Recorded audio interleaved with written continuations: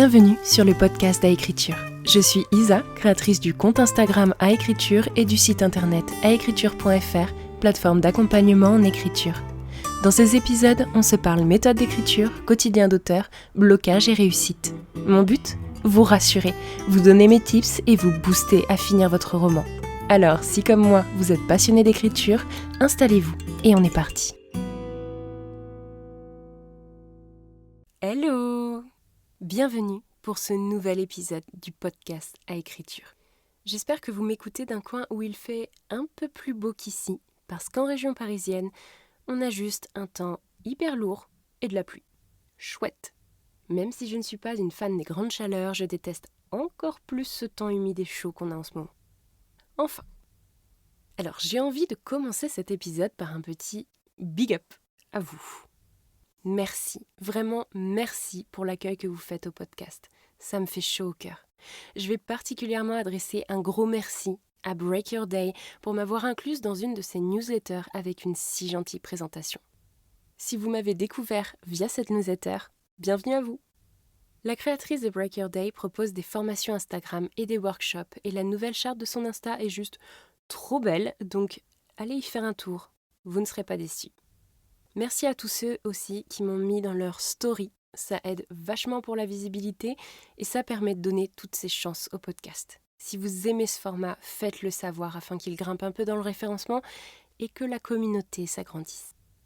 Bon, je ne veux pas vous embêter plus longtemps avec mes histoires de référencement et je vous embarque avec moi direction le sujet du jour, j'ai nommé la planification. Ah là là là là, on ne dirait pas comme ça, mais j'ai pu voir que c'est un sujet qui déchaîne les passions. Chacun y va de son point de vue, les camps se créent, la guerre se prépare, c'est un véritable pugilat.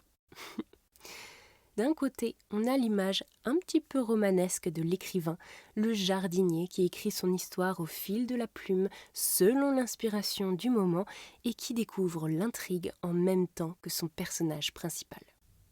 Et de l'autre, on a cette image de l'architecte qui, avec une rigueur presque mathématique, va planifier son histoire de A à Z. Il connaît bien sûr la fin, mais surtout la moindre péripétie est déjà calée dans le chapitre approprié avant même qu'il n'écrive le nom de son roman sur la première page. Alors, ça vous parle ? Dans quelle team vous êtes ? Êtes-vous de ceux qui commencent à écrire tout de suite ou de ceux qui ne peuvent pas débuter avant de connaître tous les détails de l'histoire. En vérité, j'imagine que vous êtes comme moi, un peu entre les deux.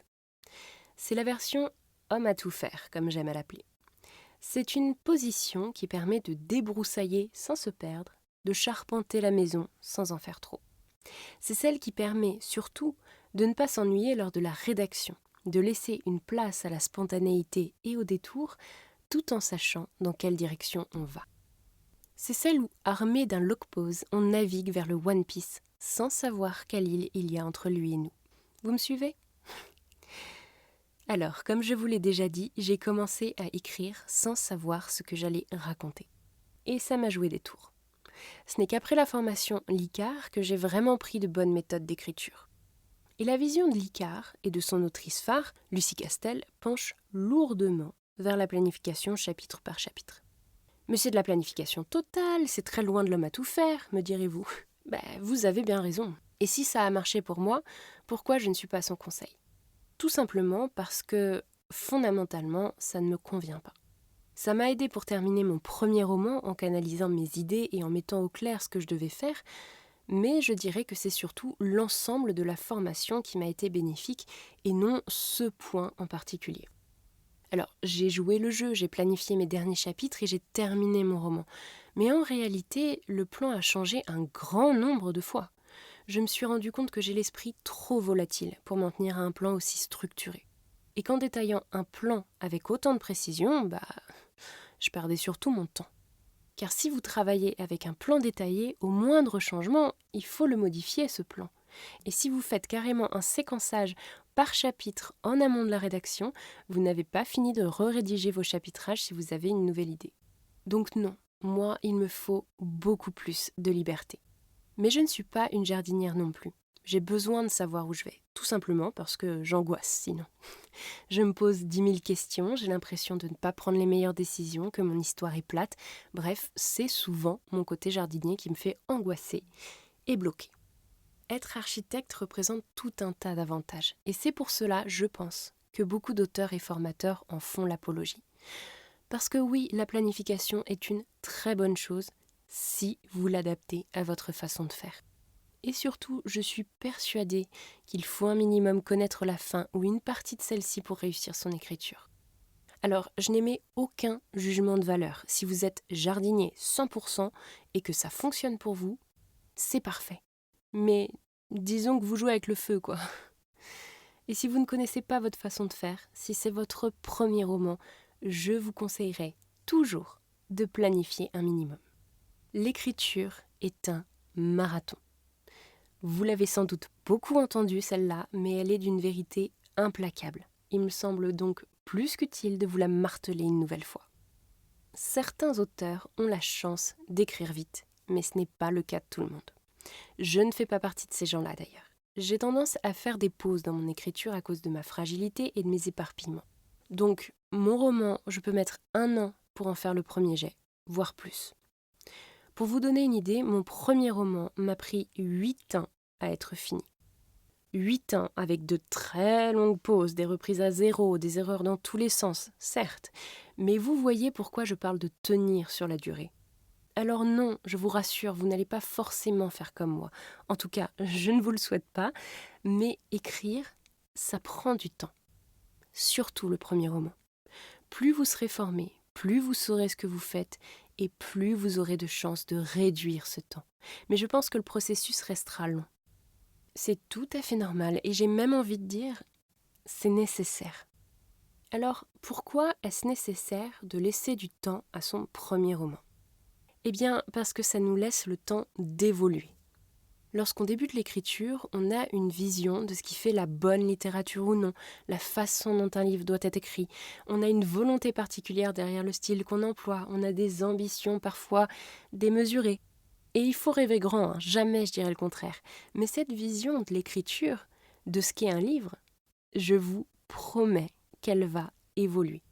Après une dizaine de chapitres, vous n'aurez plus le même rapport au style, au rythme, à vos personnages, à la difficulté de l'intrigue.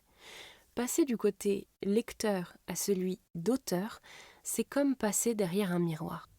Ce que l'on pensait simple est en fait compliqué, ce que l'on pensait compliqué ne l'est finalement pas tant que ça, ou parfois est bien pire.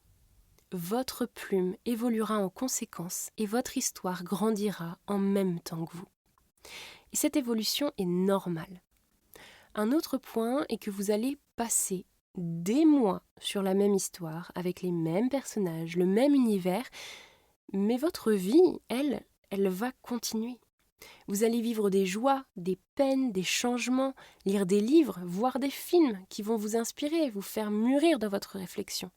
Vous ne serez jamais le même au début du roman que lorsque vous apposez le point final. Et si je vous conseille de planifier au moins les grandes lignes de votre roman, c'est pour éviter que vous ne perdiez le fil de votre histoire durant ce temps d'écriture. Pour cela, je vous donne les 2 points clés de ma méthode, qui vaut ce qu'elle vaut. 1. Déterminez au moins les pivots de votre récit. Les pivots, ce sont les moments clés de votre histoire. Là où elle prend une déviation parce qu'un événement, une révélation, un fait vient barrer la route à votre protagoniste. Il y en a plusieurs dans le récit, entre 3 et 5 habituellement, mais vous êtes libre d'en faire un peu plus. Attention, ce ne sont pas les péripéties qui sont les scènes d'action, de tension, de rebondissement. Ce sont les scènes qui donnent du rythme à votre histoire mais qui ne sont pas déterminantes pour votre intrigue. Elles ne sont jamais gratuites, bien sûr, elles permettent l'avancée du récit, mais elles ne modifient pas fondamentalement la route qu'emprunte votre personnage. Et les péripéties, vous pourrez les trouver en chemin par l'inspiration, l'envie du moment. Mais les pivots, il vous faudra les avoir en amont de l'écriture. Comme ça, vous savez toujours où vous allez, et si un blocage pointe son nez, vous pourrez le gérer sans perdre le fil de votre roman. Vous vous perdrez moins aussi dans des méandres de péripéties sans queue ni tête qui n'apportent rien.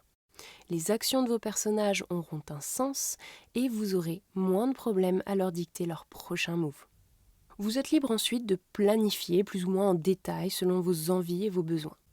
Ce que j'aime faire cependant, et c'est le point clé numéro 2, c'est d'avoir toujours les 3 prochains chapitres de planifiés.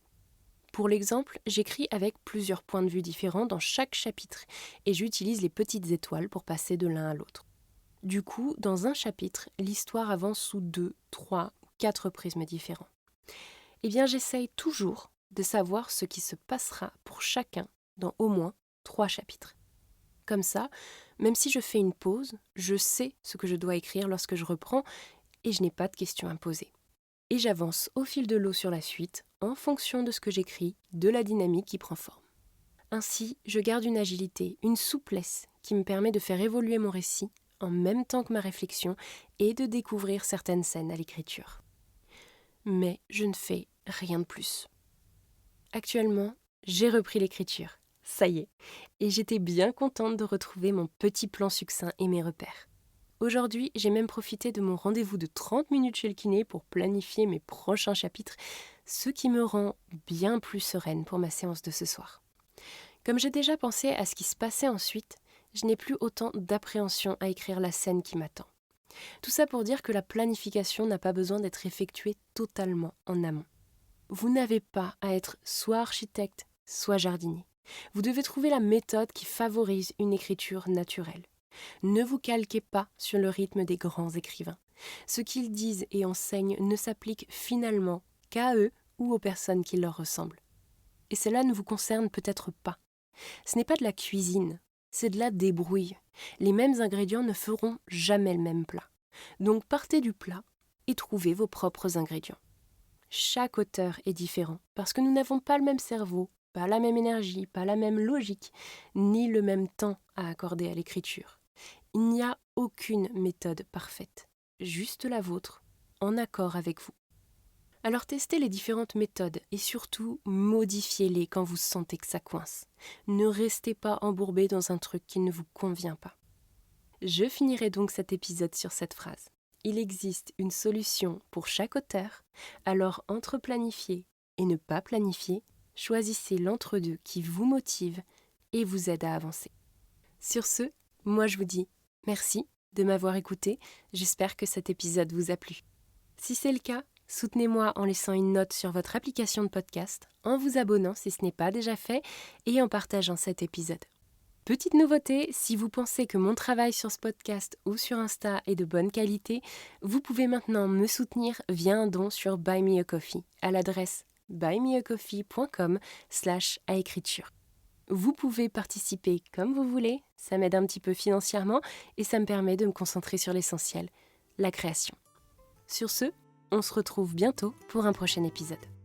En attendant, c'était Isa d'Aécriture. Amour sur vous et écrivez bien.